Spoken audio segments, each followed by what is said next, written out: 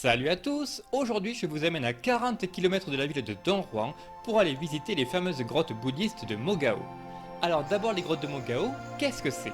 Eh bien c'est une série de cavernes creusées tout le long d'un flanc de falaise et qui abrite la plus vaste collection d'art bouddhiste du monde entier. C'est clairement le site culturel incontournable à visiter si vous passez dans la région. Mais avant d'aller voir tout ça, laissez-moi d'abord vous expliquer tout ce qu'on a dû faire, rien que pour acheter les billets. Ouais, parce que rien que ça, c'est toute une aventure.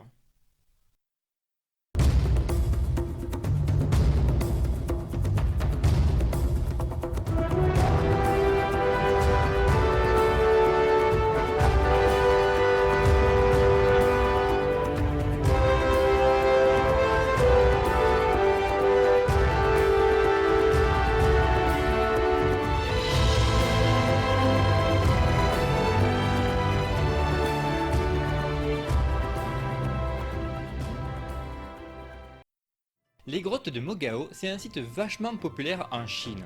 Mais pour des raisons de sécurité, il limite l'entrée à 6000 visiteurs par jour. Donc vaut mieux prévoir son voyage à l'avance pour éviter les périodes d'affluence. Mais en plus sur place, il n'y a pas de guichet. Non, les seuls moyens pour acheter un billet, c'est de le faire en ligne ou dans le centre de tourisme de Don Juan. Le site bien sûr, il n'y a que la partie chinoise qui marche correctement, et même en demandant de l'aide à des amis chinois, on n'a jamais réussi à réserver quoi que ce soit. Du coup, on s'est dit qu'on le ferait faire par l'hôtel en arrivant ou qu'on irait directement à l'office de tourisme. La routine habituelle, quoi. Alors, à l'hôtel, ils disaient qu'ils peuvent pas le faire, du coup, comme ça, c'est réglé. On marche jusqu'au premier office de tourisme qu'on trouve et ils nous disent d'aller voir directement à la gare des bus, vu que les bus pour Mogao partent tous les jours.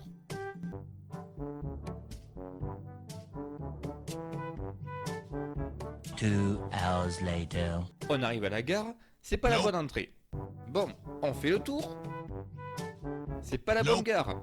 Et comment ça c'est pas la bonne gare? Il y en a qu'une sur la carte. Oui, il faut qu'on trouve des bus verts.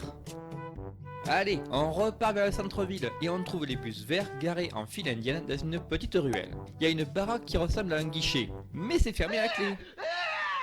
On tombe sur une fille qui bosse là et on lui demande où on peut acheter les tickets. Elle pointe du doigt vers la gare des bus. Ah non mais on va pas se retaper tout le chemin encore une fois quoi. Mais comme elle voit qu'on comprend pas et qu'on reste planté là, elle nous fait signe de la suivre. Et rebelote. Oui, mais juste avant d'arriver au bus, de l'autre côté de la route, on voit l'enseigne Office de tourisme de Don Juan. Ah bon, et il n'y avait pas un sagouin dans la gare qui aurait pu nous la montrer plus tôt. Enfin, on dit un grand merci à la fille et on arrive finalement devant l'office de tourisme pour trouver des bureaux vides et un cadenas sur la porte.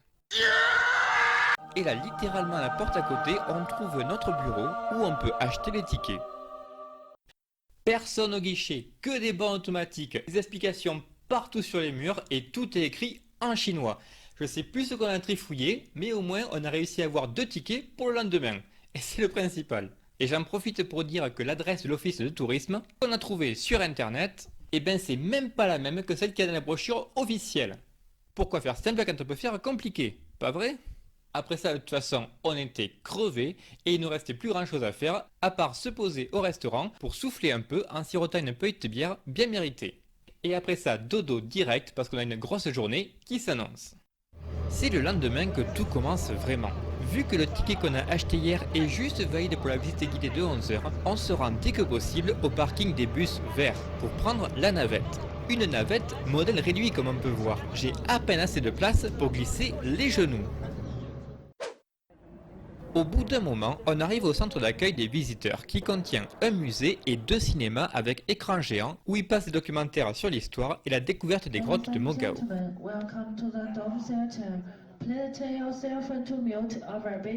C'est un passage obligé pour tout le monde et qui permet à un temps d'en apprendre un peu plus sur l'importance du site. Mais à mon avis, c'est surtout un moyen efficace pour réguler la foule le temps que les premiers groupes terminent la visite.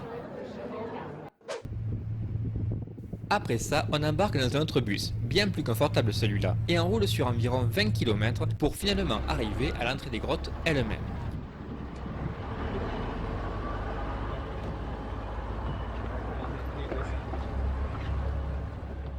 Pour vous donner quelques chiffres, il paraît qu'il y a plus de 700 petites cavernes numérotées, qui s'étendent sur près de 2 km le long d'une falaise de 40 mètres de haut.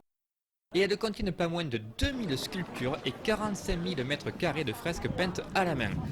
Alors forcément la première fois que tu arrives, c'est assez spectaculaire. Mais il faut savoir par contre qu'il n'y a qu'une poignée de grottes ouvertes au public, et c'est celle-là qu'on va visiter maintenant. Normalement, chaque groupe contient entre 20 et 30 personnes pour un guide. Mais on a eu du bol parce qu'ils ont mis tous les gens qui parlaient anglais ensemble et on n'était pas plus d'une douzaine. Ça nous a permis de respirer davantage parce que normalement, avec 25 sardines coincées à la queue leu dans des cavernes mal éclairées, ça ne doit pas toujours être facile de profiter du décor. Alors dans les grottes, pas de photos, c'est comme ça. Mais vous inquiétez pas, je vais quand même vous montrer à quoi elles ressemblent grâce aux fascicules que j'ai récupérés à droite à gauche.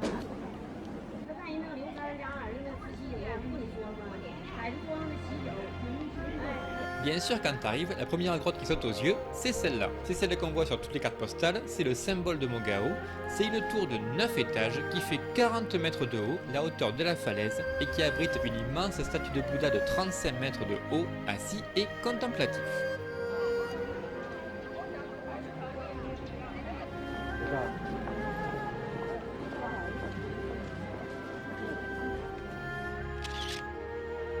Après, une autre des grottes les plus importantes, c'est la 148, qui contient une statue de Bouddha allongée de 15 mètres de long.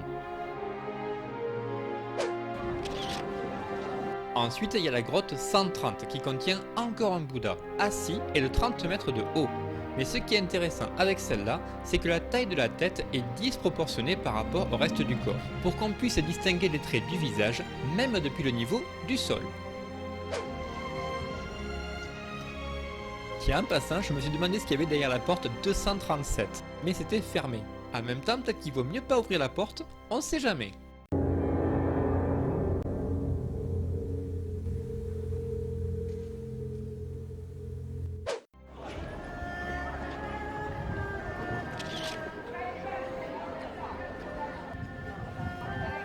Et on finit avec la caverne 17, qu'on appelle aussi la caverne bibliothèque. Celle-là, par contre, elle mérite vraiment qu'on s'y attarde. À la base, elle abritait une statue érigée à la mémoire d'un célèbre moine bouddhiste. Ensuite, en l'an 1900, elle a été découverte par hasard par un prêtre et elle contenait alors plus de 50 000 manuscrits en tout genre, datant du 4e au 11e siècle après Jésus-Christ. Bien sûr, la plupart avaient été écrits en chinois, mais il y en avait aussi qui avaient été rédigés en ancien tibétain, en turc, en sanskrit ou encore en hébreu. Et grâce à cette découverte historique, on a pu en apprendre énormément sur les coutumes locales et le mode de vie des Chinois de l'époque, et sur les interactions entre la Chine et les pays d'Occident durant cette période de l'histoire. Le plus rigolo, c'est que ce trésor inestimable pour la culture chinoise, on le doit en fait à un petit gars bien de chez nous. Un certain Paul Pelliot ou Paul Pelliot, le chef d'une expédition archéologique qui s'est rendu dans les grottes de Mogao en 1908. C'est lui qui a numéroté les cavernes et c'est aussi lui qui s'est occupé de classifier et de traduire la plupart des manuscrits découverts dans la grotte bibliothèque. Pour terminer la visite, on peut admirer les différentes tombes funéraires disséminées dans le désert. Ou faire un tour au musée pour apprécier de plus près les différentes peintures murales qu'on a pu trouver dans les grottes.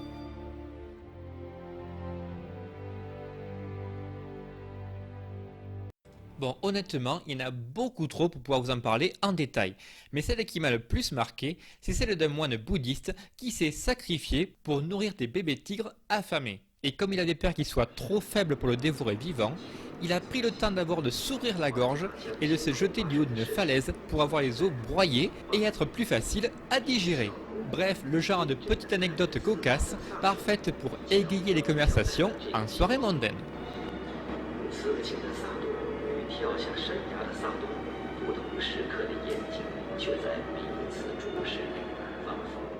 So do you have any regrets? Garfield, maybe? Et il y avait aussi des films pour les enfants qui racontent l'histoire des divinités bouddhistes en mode Walt Disney, avec le gentil très gentil, le méchant très méchant et la morale bienfaisante à la fin.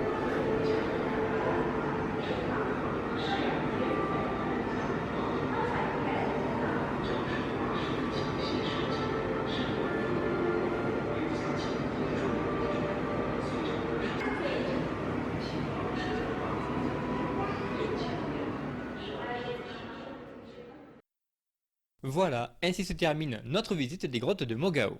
J'espère que vous avez apprécié la balade, et avant de se quitter, j'ai encore une dernière anecdote pour la route. Vous vous souvenez de la statue bouddhiste qu'on trouve dans la grotte 17? Avec ses yeux globuleux et ses grandes oreilles là. Vous trouvez pas qu'elle a un petit air de Yoda? Eh ben ces pagodes bouddhistes qu'on trouve un peu partout en Asie avec le toit en forme de cône comme ça, vous savez comment on les appelle? On les appelle des Dagobas. Ben, you will go to the Dagobah system. There you will learn from Yoda, the Jedi Master who instructed me. Sur ce, je vous laisse mijoter avec ces infos et je vous dis à la prochaine pour de nouveaux vadrouillages. Ciao!